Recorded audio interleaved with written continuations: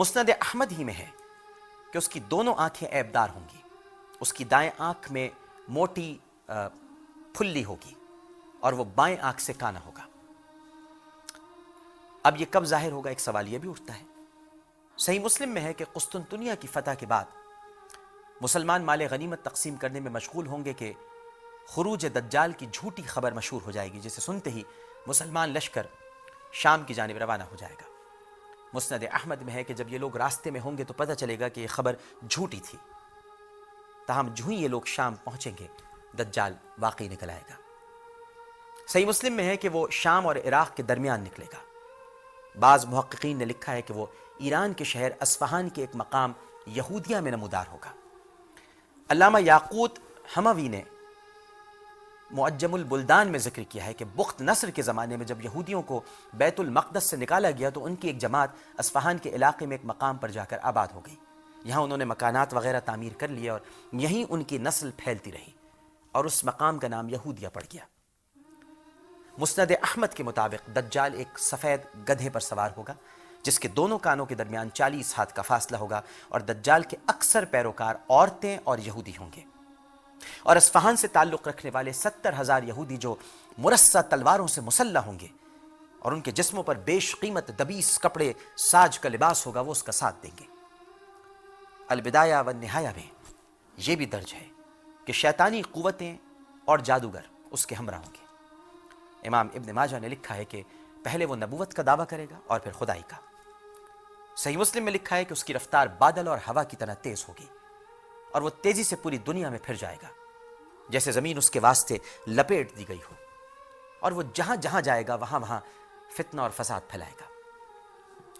اب ناظرین کرام، یہ تو ساری احادیث مبارکہ ہیں جس سے انکار ممکن ہی نہیں ہے۔ انکار کرنے والا ہی میں تو سمجھتا ہوں کہ اپنی ذات سے انکار کرتا ہے۔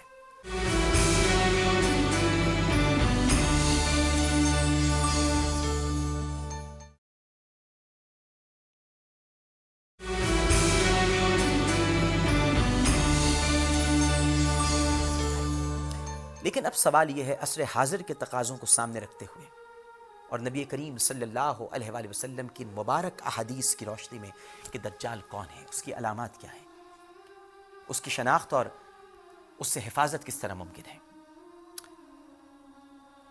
ان موضوعات پر میں کچھ گزارشات آپ سے کرنا چاہتا ہوں، اور آج کی جو یہ شب ہے ناظرین، یہ عبادت کی شب ہے، دجال کے فتنے سے پناہ مانگنے کی شب ہے۔ نبی کریم صلی اللہ علیہ وآلہ وسلم جو تحفہ لے کر آئے ہیں، نماز کا تحفہ، اس نماز سے مدد مانگنے کی شب ہے۔ یا ایھا الذین آمنوا استعینوا بالصبر والصلاۃ ان اللہ مع الصابرین۔ مگر سوال یہ پیدا ہوتا ہے ناظرین کہ یہ دجال ہے کون، یہ فتنہ ہے کیا، اور دور جدید کے تناظر میں اس کی کیا شکل ہو سکتی ہے۔ احادیث میں دجالی فتنے کے جو خد و خال ملتے ہیں، ان کے ذریعے ہم دجالی فتنے کی حقیقت سے کسی حد تک تو واقف ہیں کہ بظاہر دجال ایک شخص کا نام ہے جو قیامت سے قبل ظاہر ہوگا، لیکن ناظرین میں یہ سمجھتا ہوں نبی کریم صلی اللہ علیہ وآلہ وسلم کا ایک ادنا امتی، ان کے غلاموں کے غلاموں کے غلاموں کے غلاموں کے قدموں کی خاک اپنے آپ کو سمجھتے ہوئے میں آقا کریم صلی اللہ علیہ وآلہ وسلم کی نورانی احادیث کو جب پڑھتا ہوں تو مجھے یہ نظر آتا ہے کہ دجال در حقیقت ایک سسٹم کا نام ہے، ایک فتنہ ہے جس کی کچھ علامات ہیں جو احادیث میں بیان ہوئی ہیں۔ مثلا یہ کہ وہ ایک آنکھ سے دیکھ سکے گا۔ اب جدید دور میں ہم دیکھتے ہیں کہ کیمرے کی بھی ایک آنکھ ہوتی ہے، اور اس ایک آنکھ کے ساتھ کہاں کہاں نظر رکھی جا رہی ہے یہ آپ بھی جانتے ہیں، خلاؤں میں، ہواؤں میں، شاہراہوں پر اور سمندروں میں، ہر جگہ یہ ایک آنکھ نصب ہے، ایک آنکھ، کیمرے کی آنکھ۔ اس وقت بھی میرے سامنے یہ ایک آنکھ ہے۔ دجال کی ایک خصوصیت تیز رفتاری بھی ہے، وہ پورے کرۂ ارض کا چکر 40 دن میں مکمل کر لے گا۔ اس کی سواری کا ایک قدم اتنا بڑا ہوگا جتنا فاصلہ مدینے اور شام کا ہے۔ اب موجودہ دور میں ہوائی جہاز نے جس طرح فاصلوں کو معدوم کر دیا ہے، اس سے اس کی تیز رفتاری کا معاملہ آسانی سے سمجھ میں آ جاتا ہے۔ اس کے علاوہ دجال کے بارے میں یہ بھی آتا ہے کہ اس کی آواز مشرق اور مغرب کے لوگ بیک وقت سن سکیں گے۔ آج ریڈیو اور ٹیلی ویژن کی ایجاد سے یہ بات بالکل ممکن دکھائی دیتی ہے.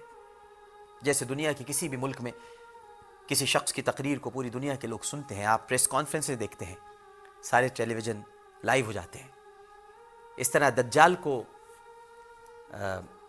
بہت سارے امراض کے علاج کی بھی قدرت حاصل ہوگی.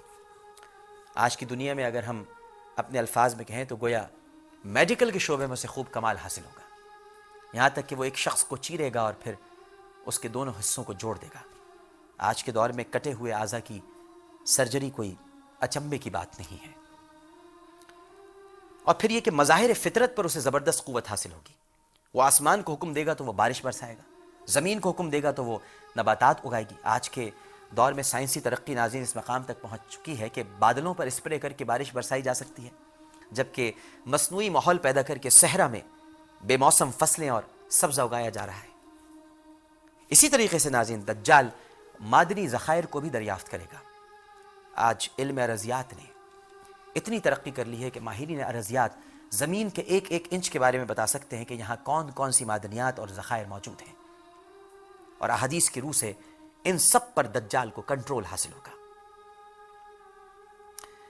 بہرحال یہ تو وہ معاملات ہیں جنہیں عہد صحابہ رضوان اللہ تعالی علیہم اجمعین میں دجال کے معجزات یا شعبدے بازیاں سمجھا جاتا تھا, لیکن آج سائنسی ترقی نے ان معاملات کی حقیقت کو کھول کر رکھ دیا ہے.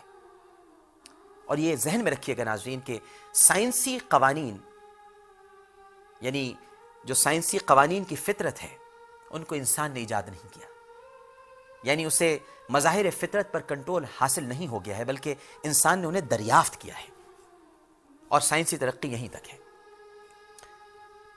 اس کے علاوہ احادیث میں یہ بھی درج ہے کہ دجال کی پیشانی پر کا, فا اور رے یعنی کفر لکھا ہوگا, کافر لکھا ہوگا.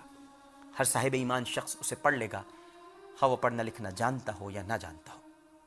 اس سے مراد یہ ہے کہ جب یہ دور آئے گا اور ان صفات پر مشتمل جو تہذیب ہوگی اس پر کفر کی چھاپ اتنی واضح ہوگی کہ ہر صاحب ایمان جان لے گا کہ یہ ملحدانہ تہذیب ہے, اور اللہ سے نفرت اس تہذیب کی جڑوں میں نعوذ باللہ رچی بسی ہے.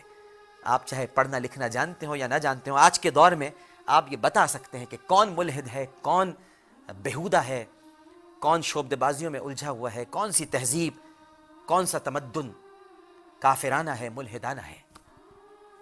شعبدے بازیوں کے ساتھ کفر وہ شے ہوگی ناظرین جو اسے فتنہ بنا دے گی. ہمارے پیارے رسول صلی اللہ علیہ وآلہ وسلم فرماتے ہیں کہ ہر نبی نے اپنی امت کو جھوٹے مسیح یعنی دجال سے ڈرایا ہے. رسول کریم صلی اللہ علیہ وآلہ وسلم فرماتے ہیں کہ حضرت نوح علیہ السلام کے بعد کوئی نبی ایسا نہیں گزرا جس نے اپنی قوم کو دجال سے نہ ڈرایا ہو, اور میں بھی تم کو اس سے ڈراتا ہوں اور اس کی حقیقت بیان کیے دیتا ہوں. میں تمہیں وہ بات بتاتا ہوں جس سے پہلے کسی نے تمہیں نہیں بتائی. رسول کریم صلی اللہ علیہ وآلہ وسلم نے اپنی امت کو بتایا کہ اللہ نے ایک وجود کو تخلیق کیا ہے, اللہ نے اسے ایک مشن دیا ہے کہ وہ مسیح کے بھیس میں آئے گا, ڈھونگ رچائے گا کہ وہی اصل مسیح ہے. دراصل اس سے لوگوں کی آزمائش مقصود ہے کہ لوگ سچے اور جھوٹے مسیح میں تفریق کر سکیں. وہ جھوٹا مسیح دجال ہے. دجال کا مطلب ہے کہ وہ لوگوں کو دھوکے میں مبتلا کرے گا, انہیں فریب میں ڈال دے گا. تو پھر یہ سمجھ لیں کہ دجال نے دھوکہ دہی اور فریب دینے میں ایک سمجھ لیجئے کہ کوئی سند لے رکھی ہے. ہر شے کے دو روپ ہوں گے, حقائق اور جالسازی میں فرق کرنا مشکل ہو جائے گا. دجال جھوٹے مسیحا کا روپ ناظرین اس طرح سے دھار لے گا کہ اصل اور غلط میں فرق کرنا مشکل ہوگا.